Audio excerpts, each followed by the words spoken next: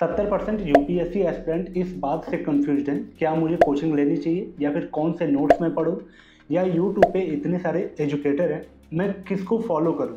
वो अपनी energy 70% planning और इसी डाउट्स में निकाल देते हैं, बस उनका 30% पढ़ाई हो पाता है। आज मैं इन्हीं पैरामीटर पे आपको रियलिटी ग्राउंड बताने वाला हूँ। आज डे 12 है हमारे series 21 shades of an aspirant mind का। तो अपने पहले पॉइंट पे बात करते हैं कि कोचिंग हमें लेनी चाहिए या फिर नहीं। देखो, कोचिंग ना कोई मैजिक नहीं है और ना ही इसमें स्कैम है, बल्कि एक ये टूल का काम करती है तुम्हारी इस प्रिपरेशन में। और एक कोचिंग तुम्हारे लिए तब काम करती है जब तुम अपने आप को डिसिप्लिन नहीं समझते। दूसरा, तुम्हारा जो बेसिक है ना वो ठीक ना हो, वीक हो।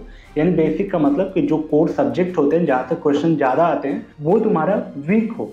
तुम्हें एक स्ट्रक्चर चाहिए इस पूरे प्रिपरेशन का कि मुझे कैसे स्टार्ट करनी है प्रिपरेशन, या फिर तुम अपनी स्टडी को तुरंत स्टार्ट नहीं कर पा रहे हो तो उसमें तुम्हें कोचिंग हेल्प करती है। लेकिन कोचिंग का रोल तब फेल हो जाता है जब तुम कोचिंग को सोल्यूशन समझते हो। तुम सोचते हो कोचिंग से सिलेक्शन हो जाएगा, तुम नोट्स का कलेक्शन देख के या पा के बहुत खुश हो जाते हो, तुम उनके सेशन लेते हो लेकिन प्रैक्टिस में नहीं उतारते उन लेक्चर्स को। देखो, कभी भी ना कोचिंग तुम्हें रिजल्ट नहीं देती, बल्कि तुम्हारा जो स्टडी टाइमिंग है ना और जो तुम्हारा इफर्ट है ना, सिस्टम है ना, प्रोसेस है ना तुम्हारा, वो तुम्हें रिजल्ट देता है। अगला पैरामीटर नोट्स। नोट्स कौन से लेने चाहिए? देखो, नोट्स का अपना अलग इंपॉर्टेंस है, लेकिन ये एस्पिरेंट के लिए कब प्रॉब्लम बन जाता है? जब वो हर टॉपर के नोट्स डाउनलोड करने लगता है, जब वो हर कोचिंग का जो नोट्स है ना उसे कलेक्ट करने लगता है, या फिर टेलीग्राम पे कोई प्रीमियम पीडीएफ जो है सर्कुलेट हो रहा होता है उसको वो स्टोर करने लगता है। उसके पास इतने ऑप्शंस हो जाते हैं नोट्स को लेके कि फिर वो कंफ्यूजन वाले एरिया में आ जाता है कि यार मेरे पास इतने नोट्स कलेक्ट हो गए, अब मैं कौन से नोट्स पढ़ूं, किससे स्टार्ट करूं। पर तुम्हें मैं अगर टॉपर की स्टाइल बताऊं कि वो कैसे अपने इस नोट्स वाले प्रोसेस को शॉर्ट आउट करते हैं, तो उनका सिंपल सा फार्मूला ये होता है कि एक अपने सोर्स को वो पकड़ते हैं, एक ही सोर्स को, चाहे एक पर्टिकुलर सब्जेक्ट जैसे पॉलिटी का है तो पॉलिटी में एक सोर्स, इकोनॉमिक्स में सिर्फ एक सोर्स, कोई एक सोर्स पकड़ते हैं, उसको 2-3 बार रिवाइज करते हैं अच्छे से। उसके बाद वो उस रिवीजन को ना अपने क्यूरेटेड फॉर्म में एक समरी रूप में अपना क्रिस्प नोट्स बनाते हैं, खुद हैंड रिटन अपने। क्योंकि अगर तुम वास्तव में नोट्स का तुम रियल वर्क देखो तो क्या है, तुम्हारे लैंग्वेज को सिंप्लीफाइड करना पहला।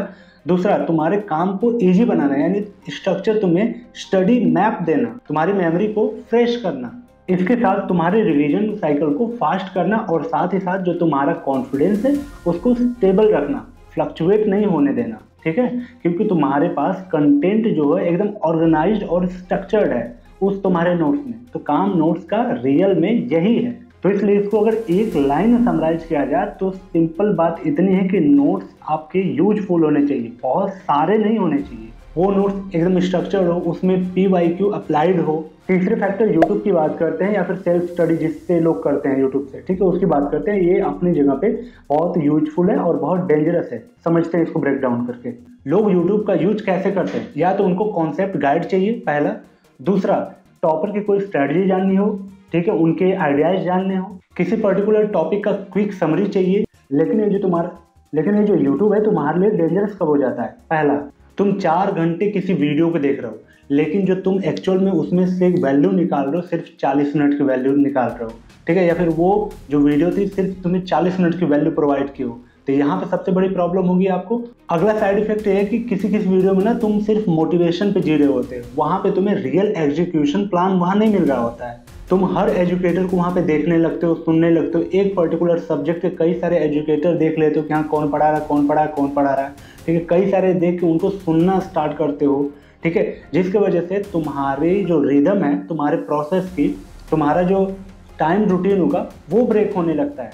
ठीक है, जब इतनी बार अलग अलग लोगों को जब तुम सुनने लगते हो एक पर्टिकुलर टॉपिक पे, तो ये जो सारा स्ट्रक्चर बनता है यूट्यूब पे, ये तुम्हारे लिए बहुत डेंजरस बन जाएगा। यूट्यूब पे क्या है ना कि तुम्हें ऐसा लगेगा कि यार तुम बहुत ज़्यादा पढ़ रहे हो, तुम इस प्रोसेस में हो, लेकिन एक्चुअल में ये होता है कि सिर्फ तुम कंटेंट कंज्यूम कर रहे होते। तुम्हारा जो माइंड है ना वो स्टक हो जाता है बहुत ज़्यादा। अगर तुम वीडियो ही देखने लगोगे, तुम्हारा पेन कॉपी यूज अगर तुम नहीं कर रहे हो तो तुम यूट्यूब को एज ए सप्लीमेंट समझो, एक हेल्पर टाइप का समझो, ठीक है, जो तुम्हारे प्रिपरेशन में कुछ वैल्यू एड ऑन कर दे। उस पर तुम डिपेंड मत हो जाओ, ठीक है, उसको तुम 10-10 घंटे सिर्फ वीडियो देख के डाटा या फिर कंटेंट कंज्यूम मत करो।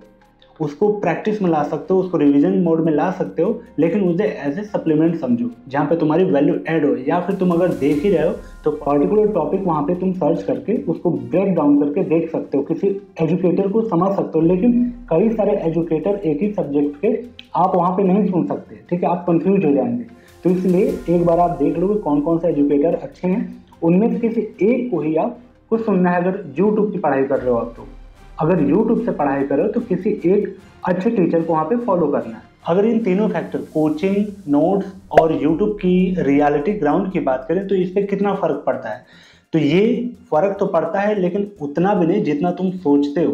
क्योंकि कोचिंग तुम्हें डिसिप्लिन्ड नहीं बना सकती, नोट्स तुम्हारा रिवीजन नहीं करा सकता, और यूट्यूब तुम्हारे दिमाग में कंटेंट स्टेबल नहीं कर सकता। जो टॉपर के मार्क्स में 70% रोल होता है उनके डेली रूटीन का होता है, उनके डिसिप्लिन का होता है। वो जो मॉक टेस्ट या टेस्ट सीरीज दिए है ना, उसको कितना डिसिप्लिन से एनालाइज कर रहे हैं, इसका रोल होता है उनके मार्क्स में 70%। और सबसे बड़ा जो रोल होता है उनके मार्क्स में उनके मेंटल स्टेबिलिटी का होता है, उनके फ्लक्चुएशन का नहीं होता कि हाँ कभी इस टॉपर का इतनी वीडियो देख लिया, डिमोटिवेट हो गया या फिर मोटिवेट हो गया और बहुत ज़्यादा फायर हो गया अंदर से, आज मैं 10-12 घंटे पढ़ लूँगा, ऐसा कुछ नहीं। उनके दिमाग में एक स्टेबिलिटी होती है। तो सिंपल सा निष्कर्ष ये है कि आप उसको अपने यूटिलाइजेशन के हिसाब से देखो कि हाँ तुम्हें कोचिंग लेनी है, तुम्हें नीड है या नहीं, उन पैरामीटर पे चेक करना, नोट्स का पैरामीटर अपना चेक करना, और लास्ट यूट्यूब का पैरामीटर आप देख लेना कि आपको कैसे यूज करना है। तो ये निष्कर्ष रहा। अगर आपको अपनी प्रिपरेशन में कोई अच्छा नोट्स चाहिए या फिर टेस्ट सीरीज चाहिए या फिर ऑप्शनल के आपके नोट्स चाहिए तो उसका लिंक मैं डिस्क्रिप्शन बॉक्स में दिया हूँ, वहाँ से जाके आप परचेज कर सकते हो। आपको आपका पार्सल अगर दिल्ली के नियरेस्ट एरिया में आपका घर है तो 1 से 2 दिन में मिल जाएगा, वरना अगर दिल्ली से दूर आपका घर है तो मैक्सिमम 4 से 6 दिन में आपकी पार्सल की डिलीवरी आपको मिल जाएगी। मैं आपको रिकमेंड करूँगा आप वहाँ पे प्री पैड यूज करना। COD में 200 रुपये आपका चार्ज ज़्यादा लगता है। रही बात ट्रस्ट का, तो ट्रस्ट का कोई इशू नहीं है। तो चलिए मिलते हैं डे 13 में। कैसी लगी वीडियो कमेंट करके बताना। क्या आप इन डाउट में कंफ्यूज थे या अभी भी कोई कंफ्यूजन, तो आप कमेंट जरूर करना, और इस सीरीज का ओपिनियन भी आप दे सकते हो कि कैसी लग रही है आपको वीडियो। चलिए मिलते हैं अगले वीडियो में, तब तक के लिए thank you so much and bye bye.